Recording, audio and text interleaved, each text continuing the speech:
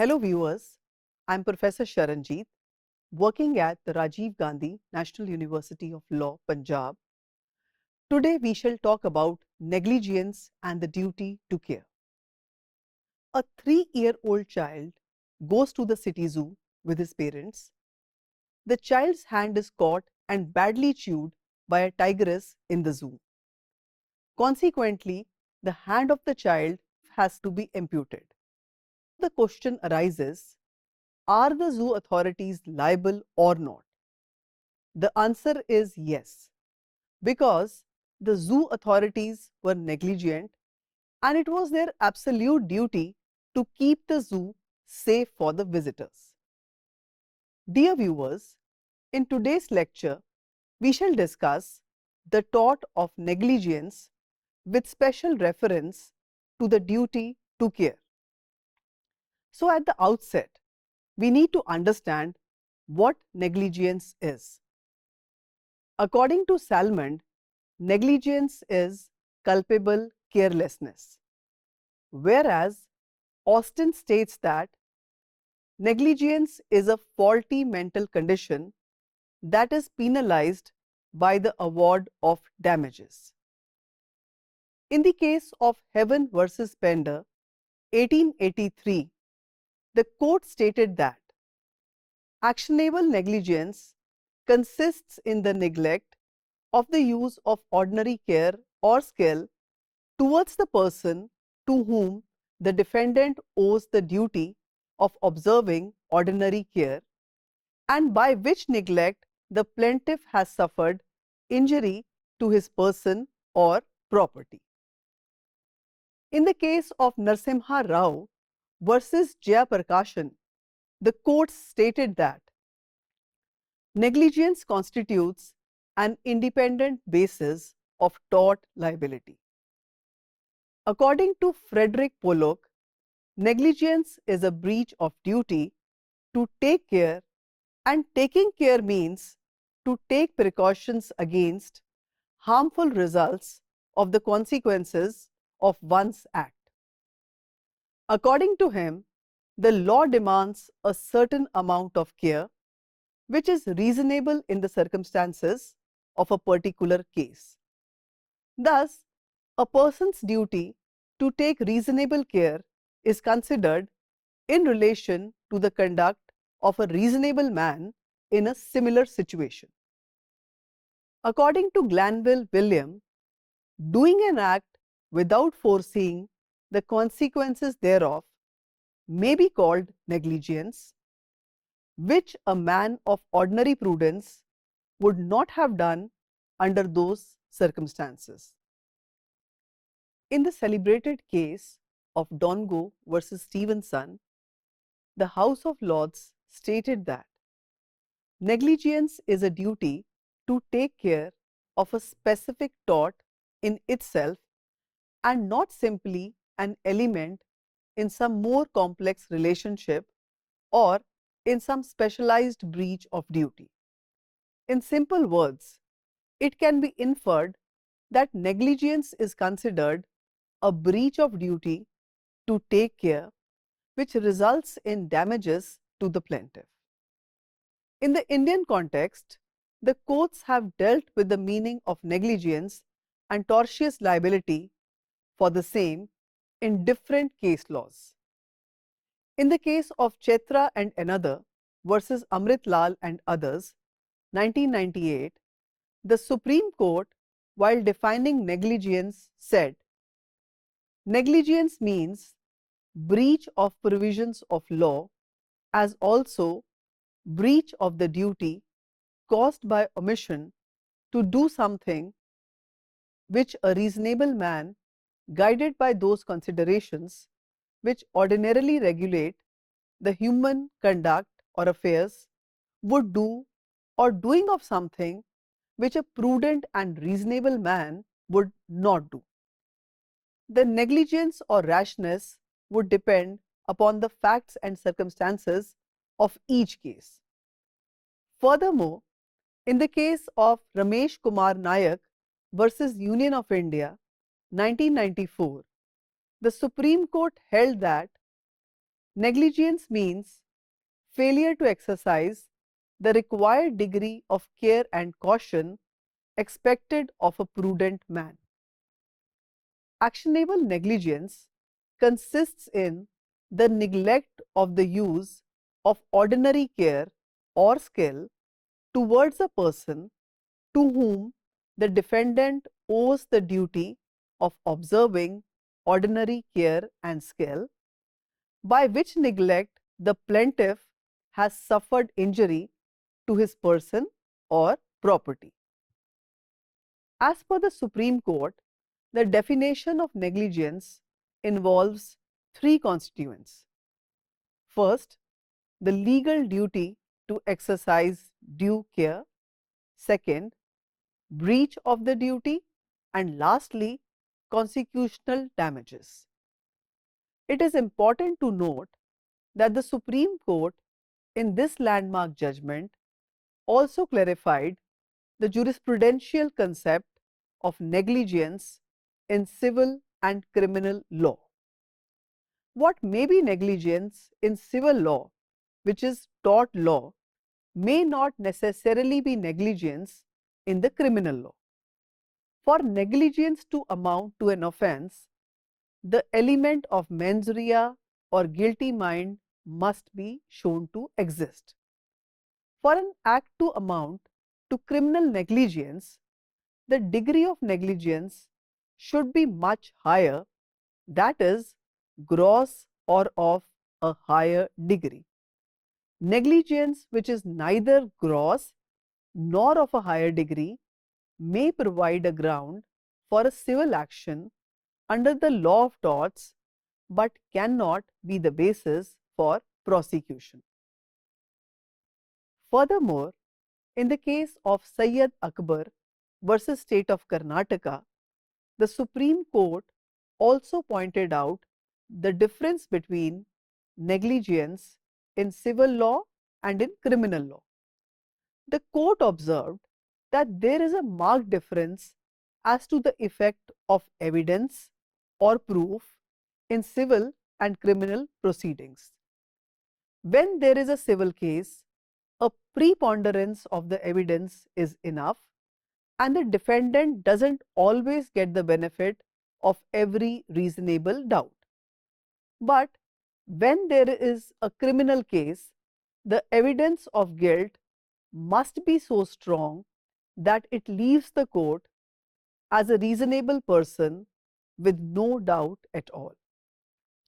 Where negligence is an essential ingredient of the offence, the negligence to be established by the prosecution must be culpable, not merely the negligence based upon an error of judgment.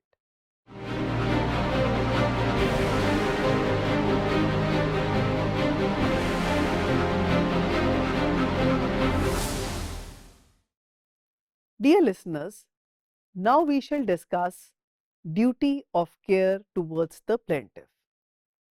The case of Dungo versus Stevenson dealt with the duty of care. It was observed that a person must take reasonable care to avoid acts or omissions that can reasonably be foreseen to be likely to cause harm to the plaintiff.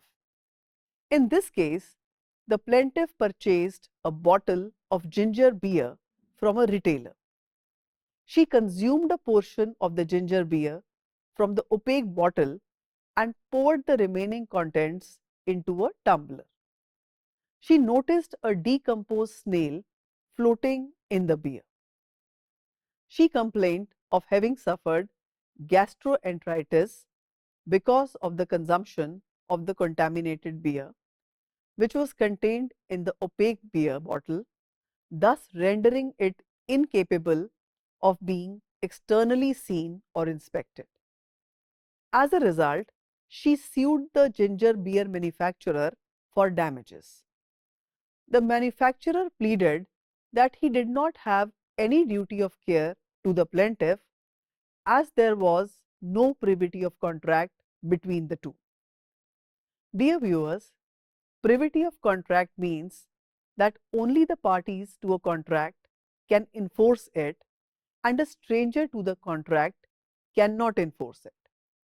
The House of Lords held that the manufacturer owed a duty to her to take care and must make sure that the bottle did not contain contaminated beer, and since he failed to exercise due care in this case, there was a breach of duty on his part which made him liable for damages to the plaintiff. The court held that an action for tort, being quite independent of any contract, does not require a contractual relationship between the parties to succeed. The duty of care principle was further applied by the House of Lords in Home Office versus Dorset Yacht Company Limited, wherein 7 under trial apprentices escaped from the Borstal School who were under the custody of 3 officers of the Home Department due to their negligence. These officers, instead of being vigilant, were found sleeping on duty at night when the under trials escaped and, while sailing on a boat, collided with another boat, thereby damaging that boat. The claimant sued the Home Department for negligence. The Home Department, in its defense, pleaded that the damage to the claimants was due to the escaped under trials negligence for which they were not responsible. But rejecting the plea, the House of Lords held that inmates under trial could escape due to the negligence of the officers of the Borstal as they were sleeping on duty instead of keeping a watch on the inmates. As a result, they were under an obligation to ensure that the under trials did not escape and cause harm to anyone.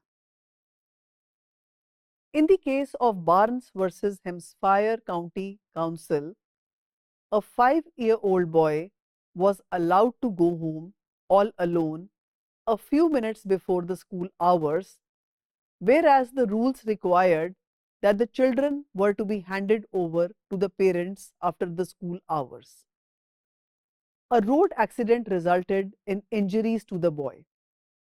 The House of Lords held the school authorities liable because they owed a duty of care to ensure that the children were safe.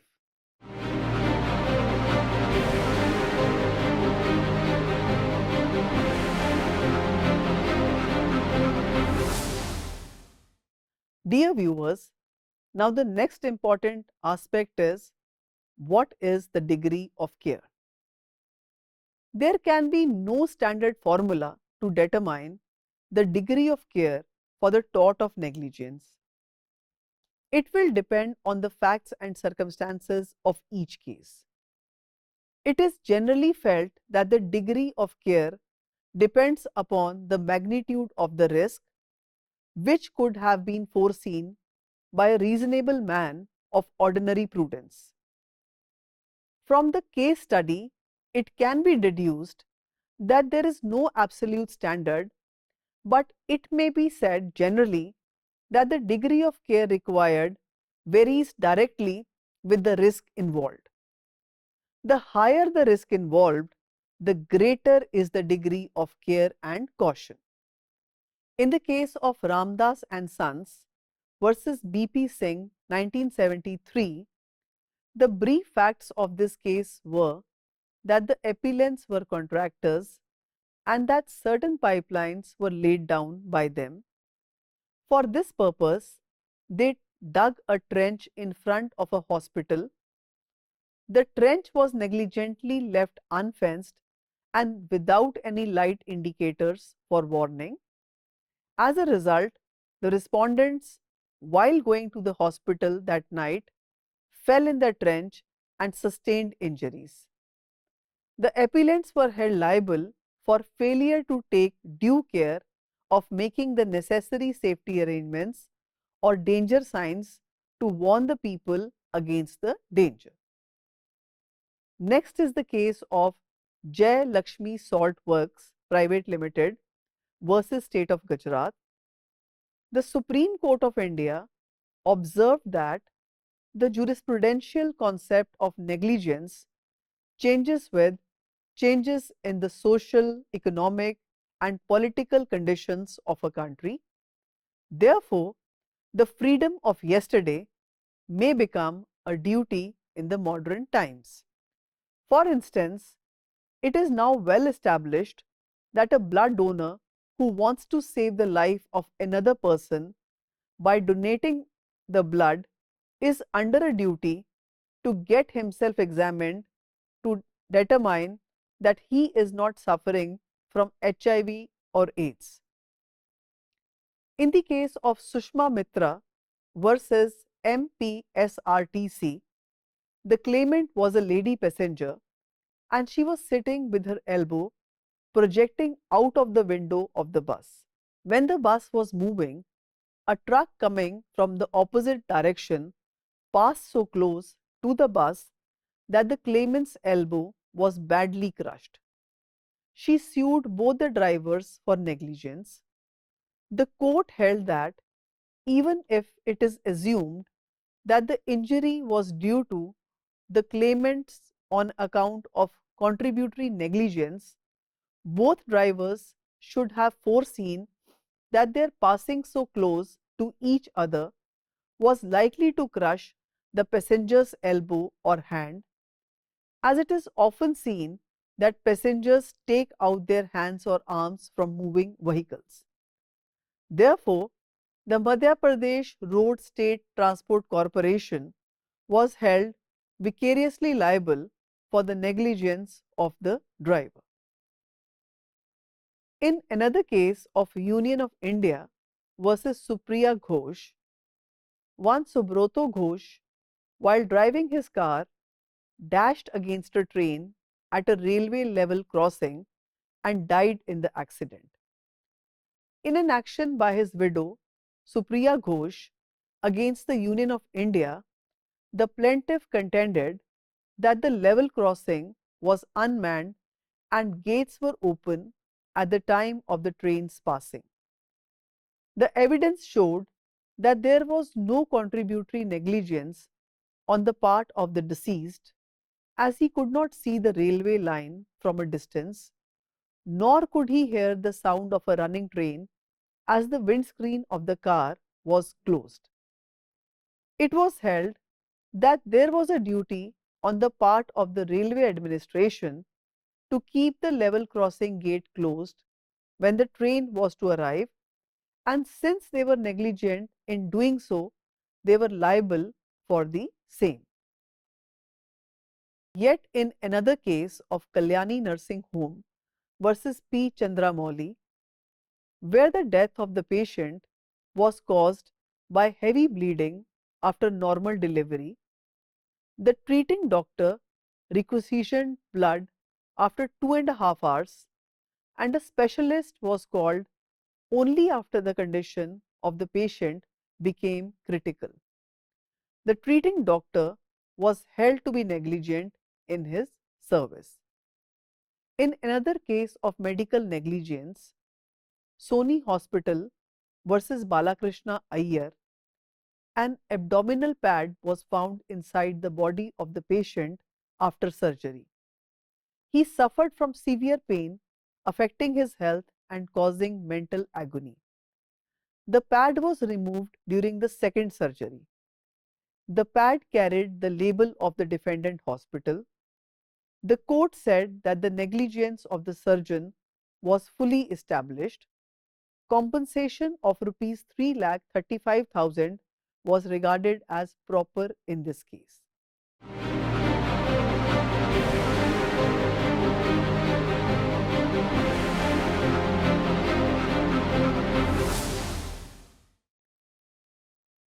Dear listeners, now we shall discuss duty of care towards the plaintiff.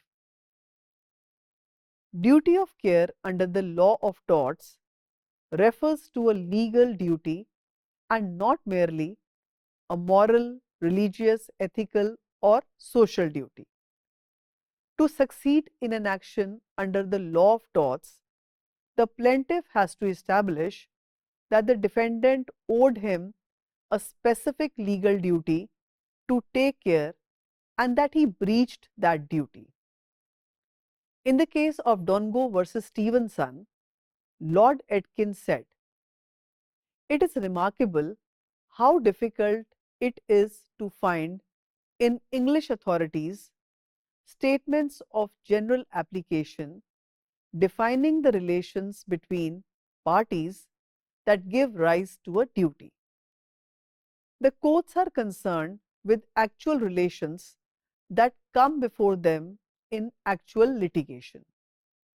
It is sufficient to say whether the duty exists in those circumstances. The result is that the courts have engaged in an elaborate classification of duties as exist in respect of property, whether real or personal, with further divisions as to ownership, occupation, or control, and distinction is based on the particular relations of one side or the other with the manufacturer, salesman, or landlord, customer, tenant, stranger, and so on. In this way, it can be ascertained at any time whether the law recognizes a duty, but only where the case can be referred to some particular species that have been examined and classified. It was further observed that the duty to take care arises out of various relationships which it may not be possible to mention exhaustively, and the courts recognize new duties. It has been stated by Lord Macmillan that the category of negligence are never closed. Lord Aitken further propounded that you must take reasonable care to avoid actual omissions that you can reasonably foresee would be injurious to your neighbor. He then defined neighbors as people so closely and directly affected by my act that I would reasonably have them in my mind as being so affected when I am directing my mind to the actual omissions that are called in question.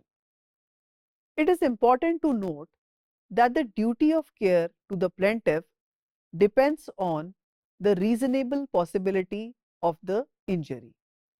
In the case of Glasgow Corporation versus Muir, 1943, Lord Macmillan observed that the standard of foresight of a reasonable man is, in one sense, an impersonal test. Some people are, by nature, usually timid and imagine every road beset with lions. Others fail to foresee and guard against even the most obvious dangers. The reasonable man is presumed to be free both from over apprehension and from over confidence, but there is a sense in which the standard of care of the reasonable man has a subjective element.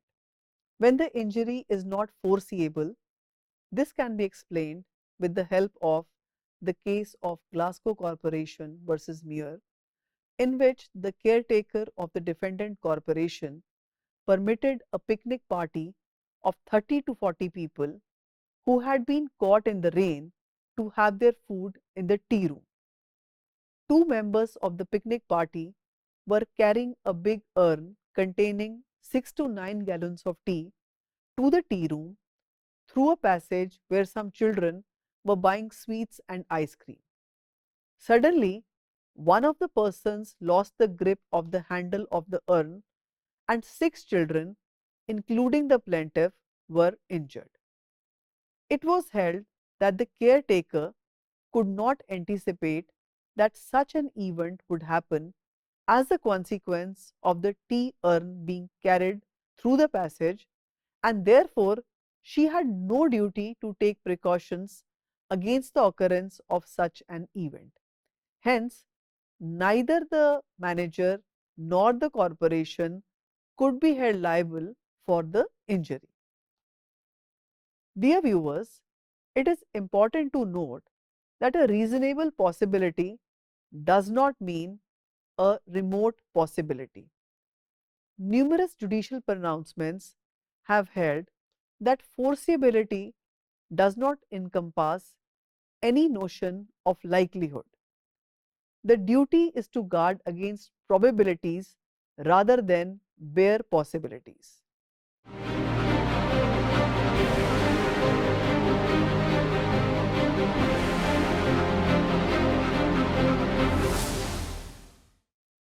In the end, I would like to conclude by saying that the tort of negligence is ever evolving, but one very important component of this tort is the duty of care towards the plaintiff. Hence, no tortious liability can be imposed if there is no duty of care towards the plaintiff. With this, we come to the end of today's lecture. Thank you very much.